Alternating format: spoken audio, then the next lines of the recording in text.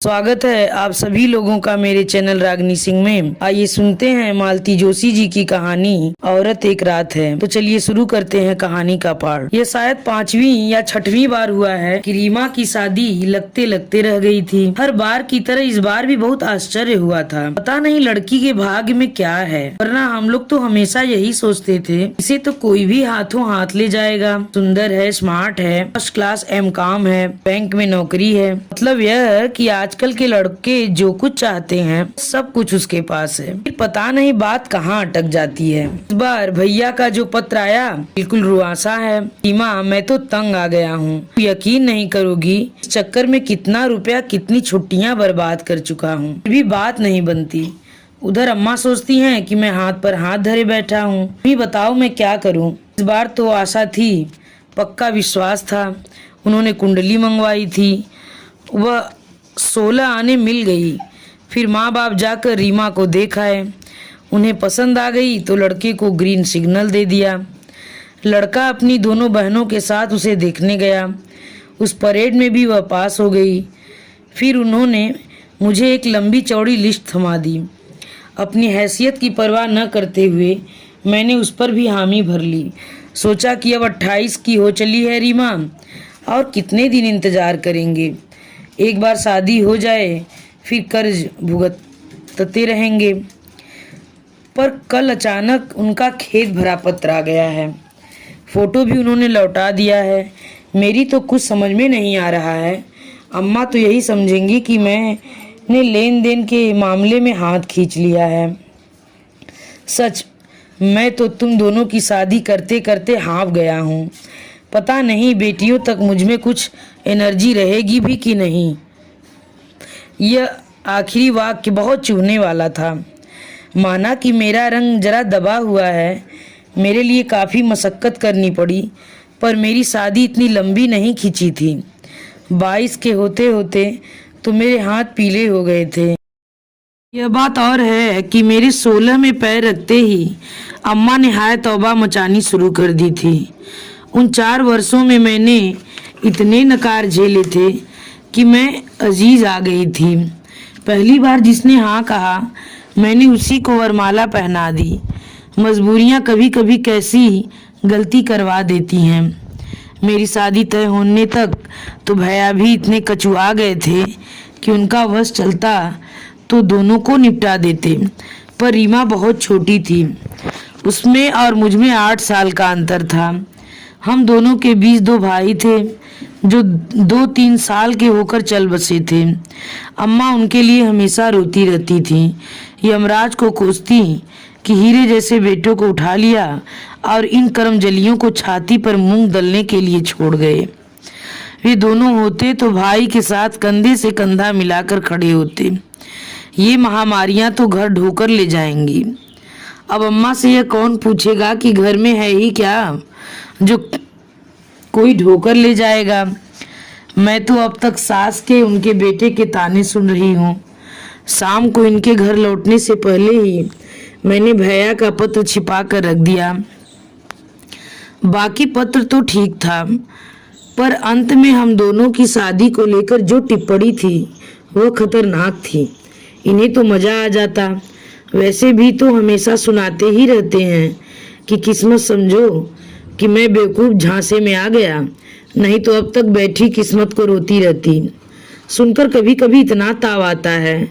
आपकी बाबूगिरी पर सीकिया देष्टि पर कोई अप्सरा नहीं रिझी, तभी तो हमारे लिए राजी हुए थे। कोई एहसान नहीं किया था। पर पत्नियां यह सब कहाँ कह पाती हैं। घर में आग नहीं लग जाएगी। उस दिन मैंने दूसरा ही रुख अपनाया। सुनिए, वह आपके कुलीग है ना, अंबिका शरण, उनकी मिसेज कह रही थी कि उनका भाई अब शादी के लिए राजी हो गया है। मतलब यह कि बहनों की वजह से अब तक कुंवारा बैठा हुआ था, अब सब निबट गई हैं तो शादी कर रहा है। 32 साल का है, सेल्स टैक्स में इंस्पेक्टर है। तो क्या रीमा के लिए बात कर लें। वे अपनी कंजी आंखों को बारीक करके मुझे घूरने लगे। ऐसे क्या देख रहे हैं। क्या हम लोगों का कोई फर्ज नहीं बनता। अकेले भैया ही हलकान होते रहेंगे। प्लीज़ आप बात कीजिए ना। वो एकदम फट पड़े।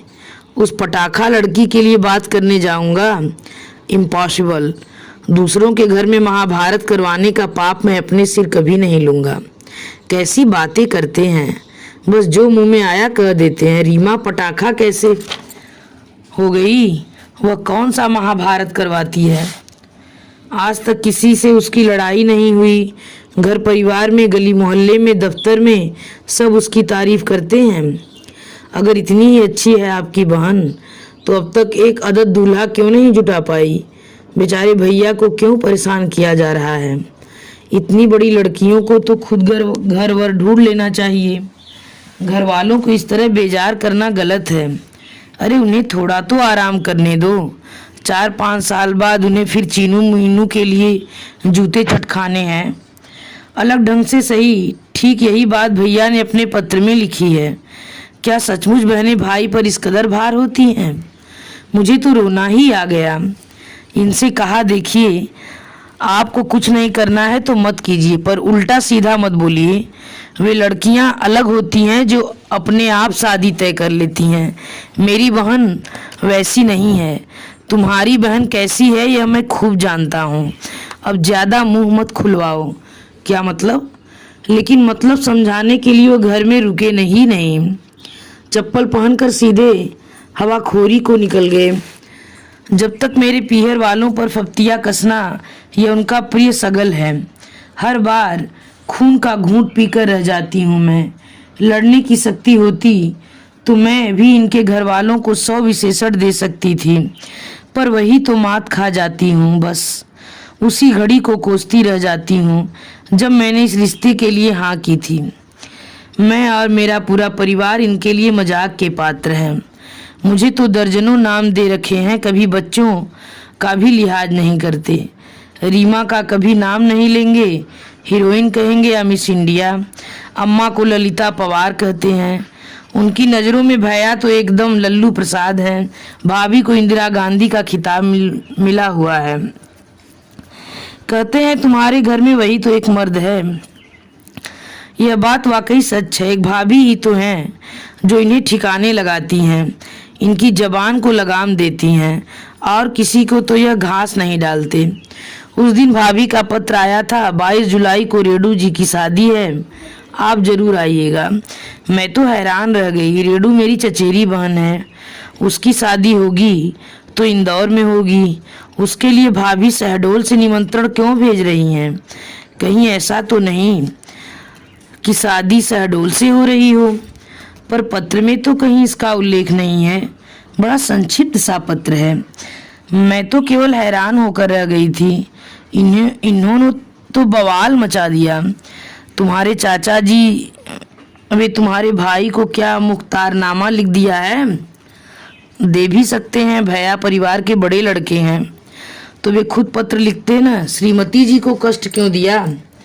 उन्होंने भी क्या पत्र लिखा है। वाह, पत्र आपके नाम है और लिखा है आप आइए। मतलब और किसी को आने की जरूरत नहीं है। अरे कोई बेगैरत ही होगा जो ऐसे निमंत्रण पर आएगा। अच्छा हुआ जो दूसरे दिन ही चाचा जी का अनुरोध भरा पत्र आ गया। बड़े ही परंपरागत ढंग से लिखा गया था कि अवश्य पधारें। मनुहार की गई थी कि सीमा और बच्चों को भी साथ लाएं। अब तो खुश। बस वह मुस्कुरा दिए। ज़्यादा खुशी का इजहार करते तो उनकी शान में कमी ना आ जाती। अब तो चलेंगे ना? नहीं भाई, छुट्टी कहाँ है? 3-4 CL बची है, अभी पूरा साल निकालना है। तुम अकेली हो जाओ, बच्चों को भी रहने दो, रीमा की शादी में देखेंगे। मैंने यूं ही बुरा सा मुंह बना लिया, पर मन में राहत की सांस ली। ये साथ होते हैं तो पीहर का आनंद ही नहीं आता। पूरे वक्त इनकी हाजिरी में रहना पड़ता है। जरा सी भी ऊंच नीच हुई नहीं कि ये तमाशा खड़ा कर देते हैं। शादी वाले घर में वैसे ही सब लोग इतने व्यस्त रहते हैं, कोई यहाँ कहाँ तक ख्याल रखेगा। कितनी बार समझाया है कि अब शादी को 15 साल हो चले हैं, आप कब तक दामाद बने रहेंगे। पर उनका कहना है कि कल को चाहे मेरे दामाद आ जाएं, पर इस घर का तो मैं दामाद ही रहूँगा और उसी ठसक से रहूँगा। एक बात और थी, मैं इस बार एकदम मुक्त रहना चाहती थी ताकि इत्मीनान से भाभी से बात कर सकूं। उनके पत्र का रहस्य अब कुछ कुछ मेरी समझ में आ रहा था। वह जरूर मुझसे कुछ कहना चाहती थी, नहीं तो आज तक उन्होंने मुझे कभी पत्र नहीं लिखा। यह पहला पत्र था। सच कहा जाए तो उनके साथ कभी अपनापन महसूस ही नहीं किया। वह बहुत अच्छी हैं, पहली भाभी के बच्चों को भी अच्छे से पाल रही हैं। सब ठीक है, फिर भी उनसे एक दूरी बनी हुई है। वो थोड़ी गंभीर, थोड़ी सिद्धांतवादी और बहुत ही अनुशासन प्रिय हैं, इसलिए उनसे सहज संवाद स्थापित नहीं हो पाता।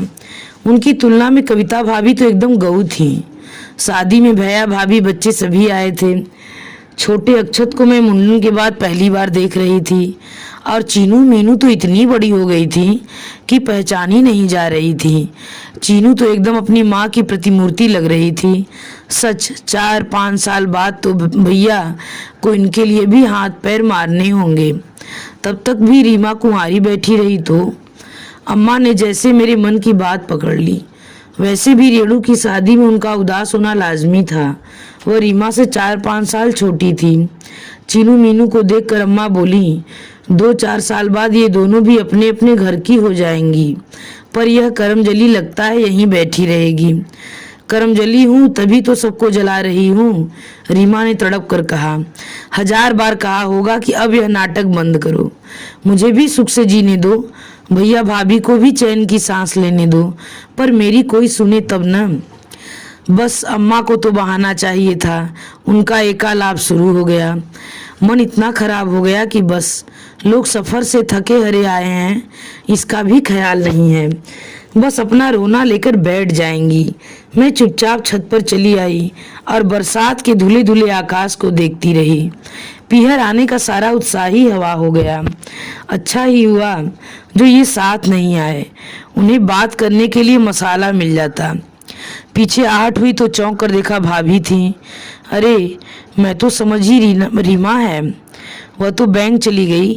अरे मुझसे तो बोली थी कि छुट्टी लेगी, क्या पता, बोली शादी तो कल है, आज की छुट्टी क्यों जाया करूं।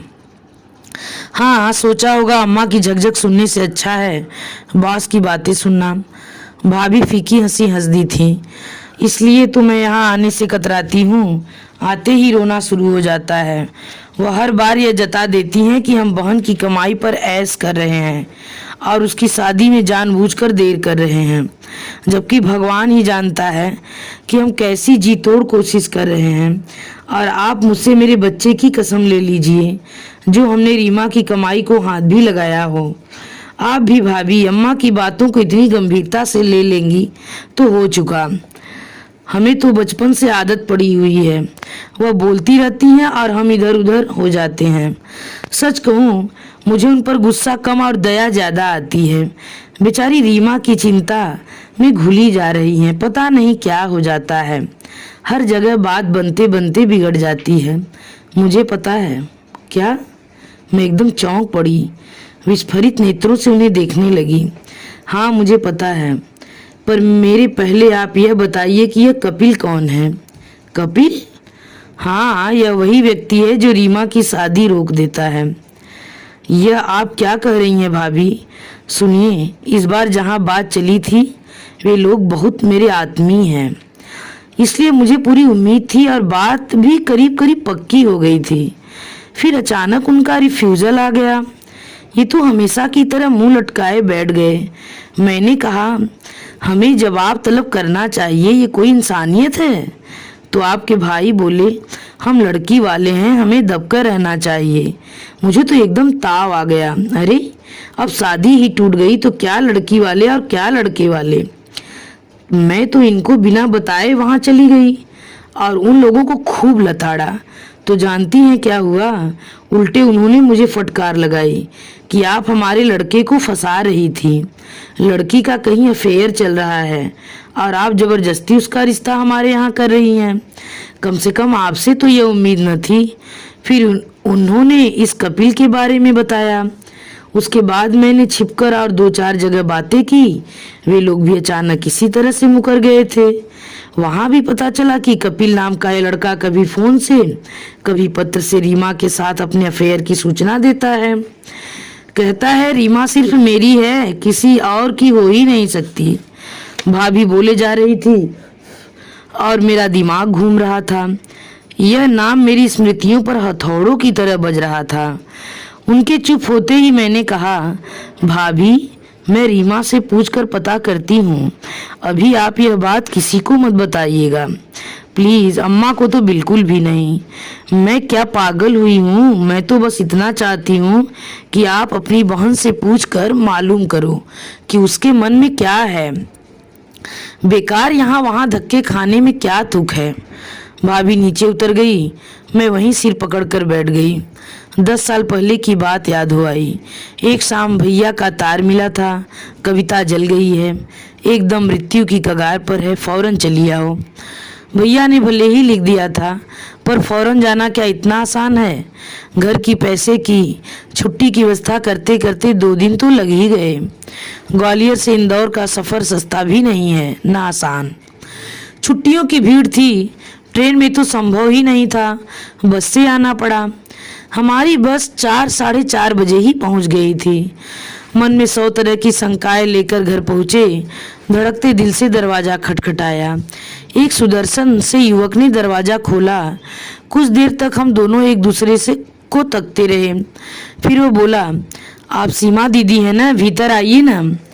भीतर हम लोगों ने इधर उधर देखा, सन्नाटा था। और लोग कहाँ हैं? अम्मा जी और जीजा जी अस्पताल में हैं, रीमा भीतर बच्चों के पास है।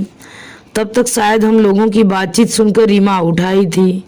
मुझे देखते ही लिपट लिपट कर रोने लगी, किसी तरह रुकने का नाम ही न ले। वो लड़का भी मुंह फेर कर आंसू पोंछता रहा। फिर भर्राए कंठ से बोला, रीमा आप चुप करो, मेहमानों को चाय वगैरह दो, थर्मस में भी डाल देना, अम्मा जी को देता आऊँगा। वो लड़का चाय लेकर चला गया था तो रीमा बोली, चलो कपिल भैया का एक चक्कर बच गया। मतलब रोज सुबह 5 बजे भैया को ले जाते हैं, फिर 7 बजे अम्मा की चाय लेकर जाते हैं, तो इकट्ठा 7 बजे जाया करे ना। नहीं, भैया कहते हैं जल्दी आया करो, वहाँ ढंग का बाथरूम जो नहीं है, भैया का वहाँ रहना जरूरी है। एक दिन कपिल भैया चले गए थे तो आधी रात को आना पड़ा। भाभी की तबीयत एकदम खराब हो गई थी और अम्मा तो कब आती हैं, वह तो 10 के बाद डॉक्टर का राउंड होने पर ही आ पाती हैं। फिर 2 घंटे के लिए मैं चली जाती हूँ, 12 बजे से चाची आ जाती हैं, शाम को अम्मा फिर पहुँच जाती हैं। अस्पताल की वजह से अम्मा ने रात का खाना ही छोड़ दिया है। रीमा दोबारा सोने चली गई तो ये मुझसे बोले, तुम्हारी माँ एकदम जाहिल हैं और भाई तो एकदम बौड़म है। क्या हुआ? जवान जहान लड़की को उस छोकरे के साथ अकेला छोड़ देते हैं, कल को कुछ ऊंच नीच हो गई तो? अब चुप भी कीजिए, ये कोई वक्त है ऐसी बातें सोचने का। तब तक भैया लौट आए थे, मुंह हाथ धोकर सीधे बिस्तर पर पड़ गए। बोले, सीमा माफ करना, रात भर का जागा हूँ, रात भर बेंच पर बैठा रहता हूँ। लोग बाग बरामदे में चादर डालकर सो जाते हैं, पर इतनी गंदगी, इतने मच्छर हैं कि क्या बताएं। अम्मा का भीतर पता नहीं क्या हाल होता होगा। अदल बदल कर भेजा करो ना, एक आध दिन रीमा चली जाएगी। ना बाबा, वो जगह क्या लड़कियों को भेजने लायक है। हाँ, तुम चाहो तो आज रात रह जाना, अम्मा को आराम मिल जाएगा। मुझे इतना ताव आया, रीमा लड़की है और मैं क्या बूढ़ी हूँ। लेकिन रीमा ने अम्मा की जगह नहीं, अपनी जगह मेरी ड्यूटी लगा दी।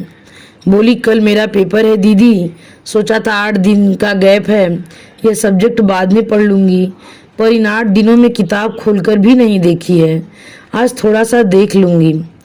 सोनू को उसी के जिम्मे छोड़कर मैं गई।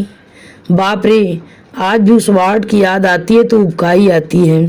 भैया ने कहा था खाना खाकर जाना, नहीं तो घर लौटकर खा नहीं पाओगी, पर मुझे तो लग रहा था मेरा सब खाया पिया बाहर आ जाएगा। और भाभी, उन्हें देखकर तो रोंगटे खड़े हो गए थे। वह कैसे जीवित थीं, यही आश्चर्य था। वहाँ एक बुजुर्ग वार महिला कह भी रही थी, बेचारी के प्राण बच्चों में अटके हैं, नहीं तो इतनी यातना के बाद क्या कोई जीवित रह पाता है। दूसरे दिन रीमा का पेपर था, 3 से 6 तक। कपिल 2 बजे मुझे अस्पताल से घर छोड़ गया, फिर रीमा को लेकर कॉलेज चला गया।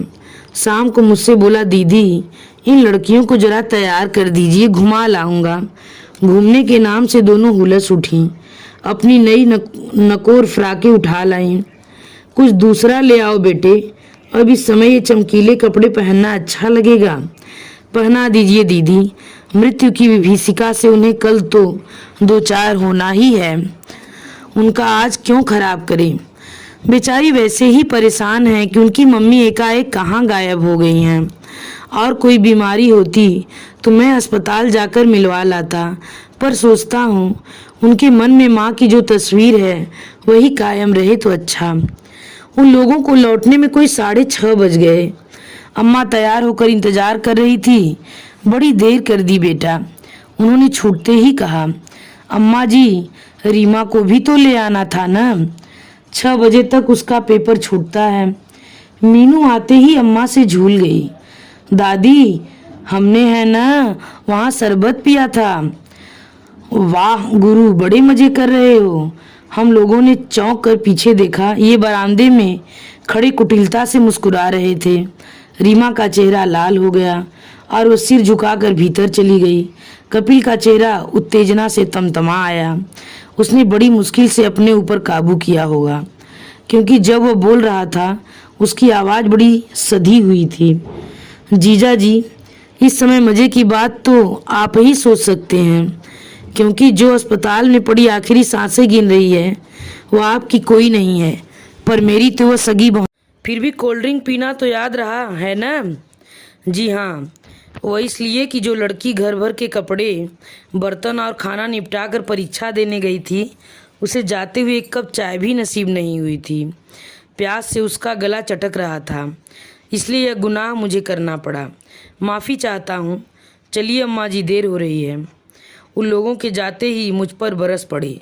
वह बित्ते भर का छोकरा मेरे मुंह पर इतनी बातें कह गया और तुम्हारी अम्मा बैठी सुनती रहीं। ये कोई तरीका है? आपसे भी तो चुप नहीं रह जाता। भला इस समय उलझने की क्या ज़रूरत थी? उनकी लड़की है, उसका भला बुरा वो जाने, आपको क्या पड़ी है? इनको तो किसी तरह चुप करा दिया, पर दूसरे ही दिन मैंने अम्मा से शिकायत की। इस लड़के को इतना बढ़ावा दे रहे हो तुम लोग, सब पर ऐसे रौब झाड़ता है जैसे यहाँ का करता धरता वही हो। इस समय तो लली सचमुच यही बात है, वही घर चला रहा है, वही दवा दारू का खर्च उठा रहा है। तेरे भाई के हाथ में तो फूटी पाई नहीं है। खर्च कर रहा है तो अपनी बहन के लिए कर रहा है, हम पर कौन सा एहसान कर रहा है? उसकी बहन तुम्हारी भी तो कुछ लगती है। तुम तो कुछ नहीं लाई, बस हाथ हिलाती चली आई। मुझे तो एकदम रोना आ गया। अम्मा को क्या मालूम कि महीने के आखिरी सप्ताह में 2 लोगों का किराया भी कितनी मुश्किल से जुटाया गया था। मैंने तुनक कर कहा, मुझे किसी धन्ना सेठ को ब्याहा था तुमने, जो नोटों की गड्डियाँ साथ लेकर आती। देख बिटिया, अम्मा ने पुचकारते हुए कहा, धन्ना सेठ तो यहाँ कोई नहीं है, न तुम न हम न वे लोग, बस समझ की बात होती है। उसके बड़े भैया और भाभी भी आए थे, झांक कर चले गए। कानी कौड़ी तक खर्च नहीं की। माँ तो बेचारी खटिया पर पड़ी हैं। यही लड़का है जो खबर लगते ही भागा चला आया था और तब से लगा ही हुआ है। दवा दारू तो कर ही रहा है, 25-50 का रोज पेट्रोल भी डलवा लाता है। शायद इसलिए भैया ने स्कूटर सौंप रखा है ताकि अपने आप भरता रहे। इसके बाद सारे माहौल से ही मुझे जैसे वितृष्णा हो गई। खाना भी खाती तो लगता किसी से भीख ले रही हूँ। अच्छा ही हुआ जो भाभी ने ज़्यादा प्रतीक्षा नहीं करवाई। उसी शाम उन्होंने आंखें मूंद लीं। अम्मा कोई 6 महीने का इंतज़ार करती रहीं कि वे लोग दोबारा रिश्ता लेकर आएंगे। भाभी 4 बहनों में सबसे बड़ी थी। तीसरी की शादी हो चुकी थी, चौथी अभी पढ़ रही थी, नंबर 2 अभी कुंवारी थी। उसके पैरों में खोट था और वो लचक कर चलती थी। अम्मा ने मन को समझा लिया था कि दुहाजू बेटे के लिए इतनी खोट बर्दाश्त की जा सकती है। उसके आने से बच्चों की ओर से थोड़ी निश्चिंत हो जाऊंगी, पर अम्मा प्रतीक्षा करती रह गई और कोई संदेश वहाँ से नहीं आया। हार कर अम्मा ने पहल की तो उन्होंने टकासा जवाब दे दिया। उनके बड़े भाई ने साफ कह दिया कि एक बार गलती कर दी थी, अब उसे दोहराएंगे नहीं। हमारी बहन कुंवारी रहे, हमें मंजूर है, बस उस नरक में दोबारा किसी को नहीं भेजेंगे। अम्मा अपना सा मुंह लेकर लौट आई और जी जान से बहू की खोज में जुट गई। 2-2.5 साल के अथक प्रयासों के बाद उन्हें यश मिला। इस बार उनकी जिद थी कि नौकरी वाली बहू लाएंगी। वे घर का दलिद्दर दूर करना चाहती थी, पर यह भूल गई थी कि नौकरी वाली लड़की गूंगी गुड़िया नहीं होती, वो अपने निर्णय खुद लेती है। नई वाली भाभी ने आते ही ऐलान कर दिया कि ये बच्चे अगर मुझे पालने हैं तो मैं अपने ढंग से पालूंगी, किसी और का दखल मुझे मंजूर न होगा। वह सिर्फ यह कहकर ही नहीं रुकी, बच्चों को अपने साथ शहडोल ले गई। हम लोग उनके इंदौर स्थानांतरण की बाट जो रहे थे। उन्होंने पता नहीं किस तरकीब से भैया को भी वहाँ बुला लिया। अम्मा खून का घूंट पीकर रह गई। इस बीच रीमा पढ़ती रही, घर संभालती रही, बच्चे पालती रही। उसकी ओर ध्यान देने को किसी को भी फुर्सत ही नहीं थी। जब औरों को उसकी उपस्थिति का भान हुआ, उस समय वह एमकॉम कर चुकी थी और 24 साल की हो रही थी। इस आपाधापी में कपिल का अध्याय तो बिसर ही गया था। मतलब अध्याय जैसी कोई बात थी ही नहीं। अगर होगी भी तो किसी ने उसे तूल नहीं दिया। अम्मा का पूरा ध्यान उस घर की कन्याओं पर था। जब वहाँ से निराशा हाथ लगी तो उन्होंने उस घर से संबंध ही तोड़ लिए। रेणु की विदाई के बाद भैया लोग भी लौट गए। जाते हुए भाभी ने मुझे फिर एक बार याद दिलाया कि मैं रीमा से बात कर लूं, इसलिए मैंने अपने जाने की तारीख 2 दिन आगे बढ़ा दी थी। जैसे ही जरा सा एकांत मिला, मैंने सहज रूप से बात छेड़ दी। रीमा, तुम्हारे परिचितों में कोई कपिल है? परिचितों में तो कोई नहीं, यहाँ रिश्तेदारों में एक है। कौन? वह चीनू मीनू के मामा जी। उसका उत्तर इतना सरल और स्वाभाविक था कि शक की कोई गुंजाइश ही नहीं थी। फिर भी मैंने उसे कुरेदा। उन लोगों को मेरा मतलब है कोई चिट्ठी पत्री आती है? नहीं तो एक शादी का कार्ड भराया था, सो अम्मा ने फाड़ कर फेंक दिया। कभी मुलाकात होती है? मुलाकात कहाँ से होगी, वो तो एक अरसे से बाहर हैं। चीनू बता रही थी कतर या ओमान में कहीं हैं। चीनू कैसे जानती है? क्या उन लोगों के कॉन्टेक्ट्स हैं? क्यों नहीं, भाभी तो हर साल राखी भेजती हैं। तभी तो भाभी को तो इस कपिल का पता ठिकाना सब मालूम है, तभी तो उस पर शक नहीं गया। क्या सोचने लगी दीदी? कुछ नहीं रे, मैं इस कपिल नाम के आदमी का पता लगाना चाहती हूँ। क्यों? क्योंकि यह शख्स हर जगह फ़ोन करके यह प्रचारित करता है कि तुम्हारे साथ उसके संबंध है, इसलिए हर बात टूट जाती है। जाने दो दीदी, जो लोग ऐसे सिरफिरों की बात पर कान देते हैं उन लोगों पर मेरी कोई आस्था नहीं है। ऐसी जगह संबंध न होना ही अच्छा है। देखो, उन लोगों का कोई दोष नहीं है। कल को हमें अगर लड़के के बारे में ऐसी वैसी बात पता चलती तो हमारा भी मन खराब होगा कि नहीं?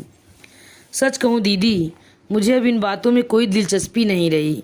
शादी के नाम से ही वितृष्णा होने लगी है। मैं तो कहती हूँ कि तुम लोग अम्मा को मनाओ और यह अध्याय ही बंद कर दो।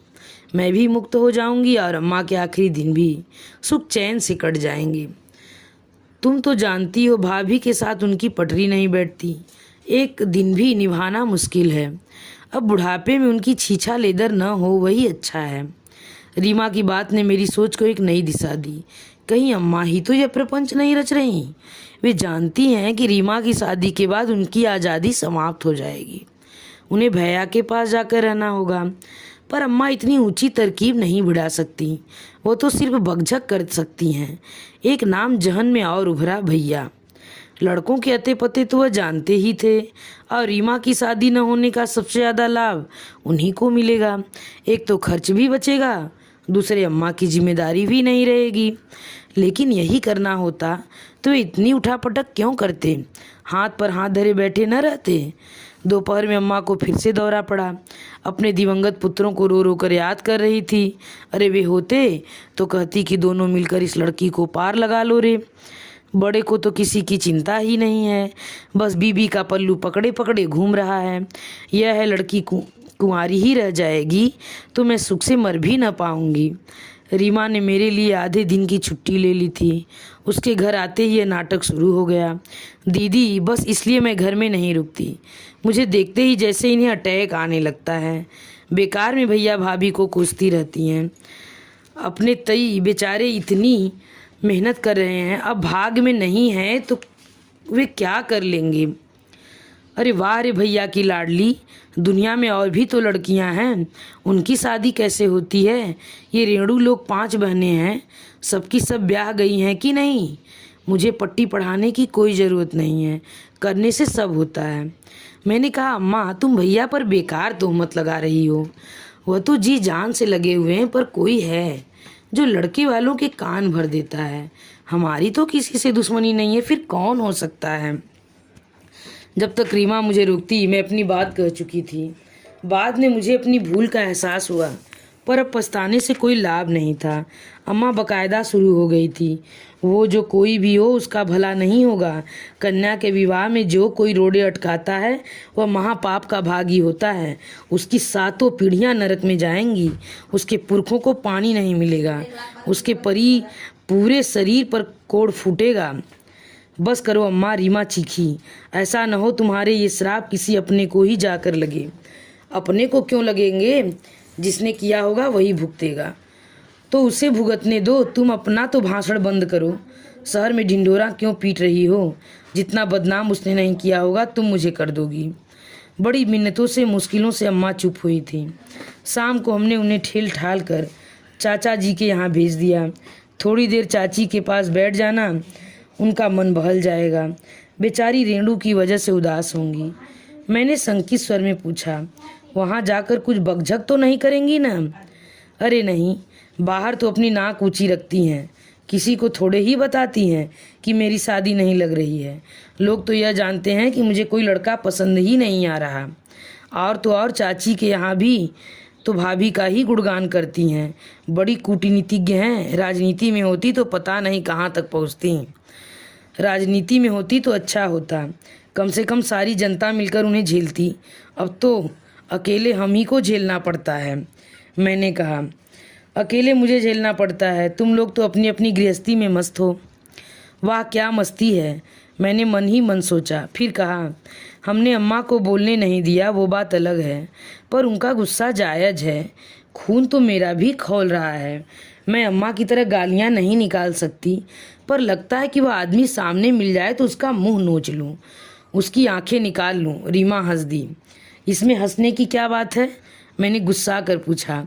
तुम्हारा जोश देखकर हंसी आ रही है, इतना उछलो मत दीदी। वो आदमी सामने आ भी जाएगा तो तुम कुछ नहीं कर पाओगी। क्यों? वह फिर हंस दी थी। क्या तुम उसे जानती हो, मैंने शंकित स्वर में पूछा। हाँ जानती हूँ, नाम बताओ।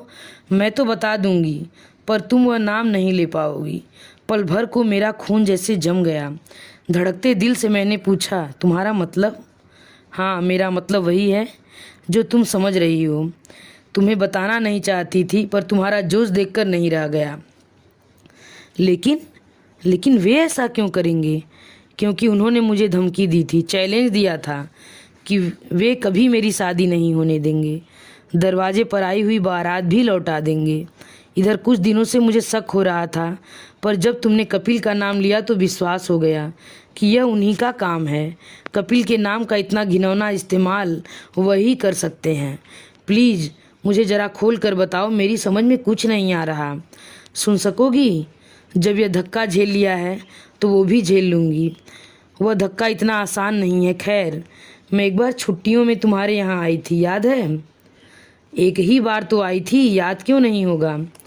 मैंने तो एक बार में ही तर गई, दूसरी बार आने की हिम्मत ही नहीं रही। कुछ बताओगी भी?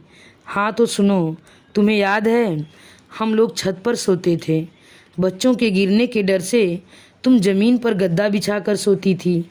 अगल बगल मेरी और जीजा जी की खटिया लगती थी, एक इस पार एक उस पार। फिर उस दिन शायद सोनू को बुखार था, पता नहीं कब आधी रात को तुम उसे लेकर नीचे चली गई। मैं गहरी नींद में थी, तभी लगा मेरे बिस्तर पर कोई है। पहले तो सोचा मोनू होगा, पर उसका शरीर तो इतना भारी नहीं हो सकता। करवट बदल कर देखा तो मेरी घिघी बंध गई। लगा जैसे एक दैत्य मेरी छाती पर चढ़ा आ रहा है। मैंने चीखना चाहा, पर गले से आवाज़ नहीं निकली। फिर मैंने पूरी शक्ति लगाकर उन्हें इतनी ज़ोर से धक्का दिया कि वो फुटबॉल की तरह उछल कर नीचे जा गिरे।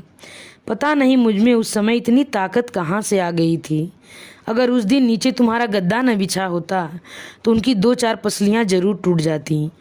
मैं दोनों हाथों से कलेजा थाम कर उसकी कहानी सुन रही थी। वह रात मेरी आंखों के सामने साकार हो रही थी और मेरे रोंगटे खड़े हो गए थे। क्षण भर को वह भी हतप्रद रह गए थे। दूसरे ही क्षण वह फुफकार उठे। उनकी आंखों से आग बरस रही थी। दांत पीसते हुए बोले, कपिल के साथ तो खूब मजे किए थे, अब हमें नखरे दिखाए जा रहे हैं। तब तक मैं भी संभल गई थी और खटिया से उतर कर खड़ी हो गई थी, पर मुझे भागने की राह नहीं मिल रही थी क्योंकि वो रास्ते में खड़े हुए थे। उनकी मुद्रा एकदम आक्रामक हो गई थी। डर के मारे मेरा खून सूख गया था। फिर भी मैंने हिम्मत बटोर कर कहा, जीजा जी, आप एक भी कदम अगर आगे बढ़े तो मैं छत से कूद जाऊंगी।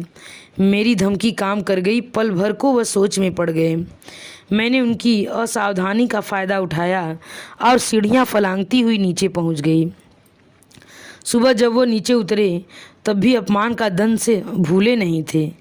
मुझसे बोले, बड़ी सती सावित्री बनती हो, देखना मैं तुम्हें बदनाम कर दूंगा, तुम्हारी शादी नहीं होने दूंगा। और अपना वह कौल वो आज तक निभा रहे हैं। वाह रे कौल, मेरा तो सिर शर्म से झुक गया। लगा कि अब इस लड़की के सामने मैं कभी आंख नहीं उठा पाऊंगी। पति नाम के उस प्राणी के प्रति मन में श्रद्धा कभी नहीं उपजी थी। अब उस अश्रद्धा में तिरस्कार भी घुल गया था। मैं तो हैरान थी कि इतनी बड़ी बात रीमा इतने दिन मन में कैसे छिपाए रही। मैं होती तो मेरी छाती ही फट जाती। मैंने यही बात उससे कही तो बोली, किससे कहती बताओ तो। अम्मा से कहना अपना ही फजीहत करवाना था। भैया तो खुद अपनी परेशानियों में उलझे हुए थे, तुमसे कहने का सवाल ही नहीं था। मैं तो आज भी न कहती, पर जब देखा कि आदमी खुद ओट में रहकर एक शरीफ आदमी के नाम पर कीचड़ उछाल रहा है तो मुझे ताव आ गया। लेकिन मुझे ऐसा नहीं करना चाहिए था न दीदी, व्यर्थ ही तुम्हारे जीवन में जहर घोल दिया। तुम क्या सोचती हो मेरे यहाँ अमृत बरसता है? मैं तो रोज़ जहर के घूंट पीती हूँ, एक बूंद और सही। पर मेरी समझ में यह नहीं आता कि उन्हें कपिल से इतनी चिढ़ क्यों है, बार बार क्यों उसका नाम लेते हैं। शायद इसलिए कि कपिल से मैं हंस बोल लेती थी जबकि उनसे हमेशा कतरा कर चलती थी। पर सच कहूँ दीदी, कपिल से कभी डर नहीं लगा। उसने कभी मेरे विश्वास की हत्या नहीं की। पहले तो कभी एक आध दिन के लिए आया होगा, पर भाभी के अंतिम दिनों में वह पूरे 10 दिन हमारे साथ रहा। वह मुझे पढ़ाता था, मेरे साथ छोटे मोटे काम करवा लेता था, स्कूटर पर लाता ले जाता था, पर उसने कभी कोई गलत हरकत नहीं की। और जीजाजी में की उपस्थिति में मैं हमेशा सहमी सहमी सी रही। लगता था जैसे यह शख्स मौके की तलाश में है, दाव लगते ही दबोच लेगा। तुम्हारी शादी के वक्त तो मैं इतनी बड़ी भी नहीं थी, फिर भी मुझे उनकी आंखों से डर लगता था जैसे मुझे खा ही जाएंगे। भैया ने भी इन चीज़ों को मार्क किया था। कविता भाभी को तो उनके सामने पढ़ने ही नहीं देते थे। मुझे भी अम्मा चाय या साबुन आदि लेकर उनके पास भेजती तो झल्ला जाते। लड़की को चैन से पढ़ने क्यों नहीं देती, मुझसे कहो ना क्या काम है। एक आध बार उन्होंने मुझसे भी कहा, रिमी इस शख्स से ज़रा दूर ही रहा करो। अम्मा को तो कुछ अक्ल है नहीं, इसलिए तुमसे कह रहा हूँ। वो जो एक मुहावरा है ना, धरती फट जाए और मैं उसमें समा जाऊँ, शायद ऐसे ही मौक़ों के लिए बना होगा। मुझे लगा कि इतनी शर्म और इतनी ग्लानि लेकर मैं कहाँ मुँह छिपाऊंगी। पति के लिए ऐसे फिक्रे सुनने से तो अच्छा ही था। दीदी प्लीज़, रीमा मुझे झकझोर रही थी। क्षण भर को शायद मैं एकदम पत्थर बन गई थी, क्योंकि वो बार बार पूछ रही थी, दीदी तुम ठीक तो हो, दीदी तुम ठीक तो हो, प्लीज़ इधर मेरी तरफ देखो, तुम्हारी तबीयत ठीक तो है ना। मुझे कुछ नहीं हुआ री, मेरी चिंता मत कर। मैंने सूखी हंसी हंसकर कहा, होना भी नहीं चाहिए, नहीं तो मैं अपने आप को कभी माफ़ नहीं कर पाऊंगी। मैंने अपने दिल का बोझ तो हल्का कर लिया, पर तुम्हारे दिल पर एक बोझ लाद दिया। अब सब कुछ भूल जाओ, इसी में सबकी भलाई है। काश मैं उस आदमी का फन कुचल सकती जो तुम्हारे सुख पर कुंडली मारकर बैठा है। काश मैं उसका विषदंत तोड़ सकती। मैंने कहा न दीदी, अब सब कुछ भूल जाओ। समझ लो कि जो कुछ तुमने सुना वह एक कहानी थी। उसी को दिल से लगाकर बैठ जाओगी तो जीना मुश्किल हो जाएगा। मैं सब कुछ भूल सकती हूँ रिमी, पर यह कैसे भूल जाऊँ कि वे मेरे बच्चों के पिता हैं।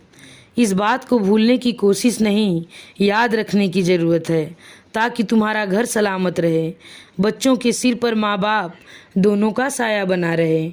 So forget and forgive, forgive and forget. तुमने मेरी बात को ठीक से समझा नहीं रीमा। मैं सब कुछ भूल भी जाऊं तो भी इस सत्य को तो बदल नहीं सकती कि वे मेरे बच्चों के पिता हैं। उनकी धमनियों में भी वही खून है। उस खून में पिता के संस्कार भी तो उतरे होंगे।